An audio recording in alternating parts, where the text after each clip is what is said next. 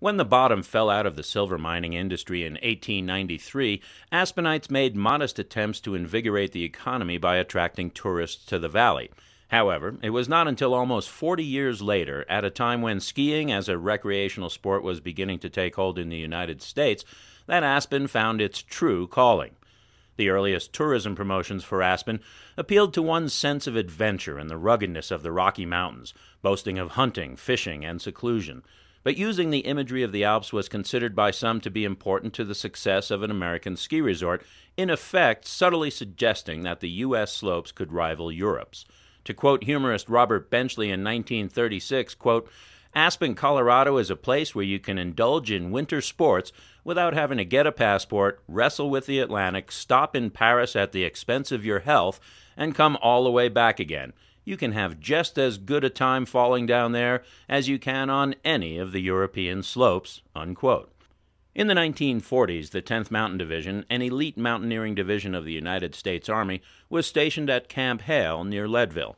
Many enlisted ski enthusiasts spent their weekend leave enjoying the terrain in Aspen.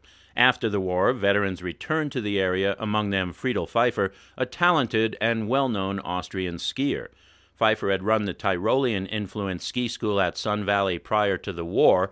In his memoirs, Pfeiffer recalls his first impression of Aspen, quote, "The mountain peaks looming over the town made me feel like I was returning to St. Anton," unquote. Pfeiffer's association with Aspen helped to give it an international flair, which attracted a number of other Europeans to move here after the war. Several of these individuals, including Fred and Ellie Island, opened small businesses in town and applied Tyrolean decorations reminiscent of their hometowns to their buildings. Ellie's of Aspen sold fine European ski clothing located in a Victorian building across from the Hotel Jerome for 4 decades and quickly established Aspen as a sophisticated ski town. Businesses such as Epicure served up European pastries, and Guido's Swiss Inn, the Copper Kettle, the Golden Horn, and the Wiener Stube, with waitstaff dressed in dirndls, added to the atmosphere. Lodges were the building type that employed the chalet style most commonly. Many so-called small lodges have existed for decades and still personify European warmth and hospitality, exemplifying the social and architectural history of the community. Chalet homes were built throughout the town as early as 1946, and even residents who were not recently immigrated from Europe incorporated the style into their properties.